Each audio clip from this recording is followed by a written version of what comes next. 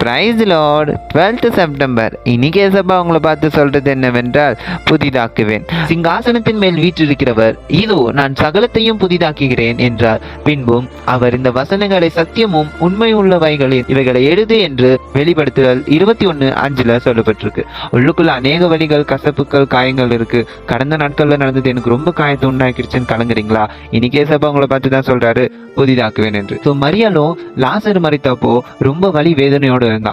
ஆனா அவ இயேசுவை நோக்கி கூப்பிட்டப்போ இயேசு வந்து மரித்து போன லாசரை உயிரோடு எழுப்பி ஒரு புதிய தொடக்கத்தை தந்தார். மரியாளுடைய கஷ்டங்கள், மரியாளோட துக்க நாட்கள் அவர் முறியடித்தார். அதே போலதான் தேவஜனமே, நீங்களும் இயேசுவை நோக்கி கூப்பிடுங்க. உங்களுடைய மரித்து போன சந்தோஷம், சமாதானம், நிம்மதி எல்லாமே அவர் புதுப்பிக்க வல்லவராயிருக்கிறார். அவரை நோக்கி நம்ம கூப்பிடும் போதோ நம்ம வாழ்க்கையில ஒரு சந்தோஷத்தை அவர் தருவார். நம்ம வாழ்க்கையில புதிதான துவக்கத்தை அவர் தருவார். சோ அவரை நோக்கி கூப்பிடுங்க, அவர் உங்களுக்கு ஒரு புதிதான சந்தோஷத்தை தருவார். தொடர்ந்து அவர் இடத்துல ப்ரே பண்ணுங்க, உங்க வாழ்க்கையை அவர் புதுசாக மாற்றுவார்.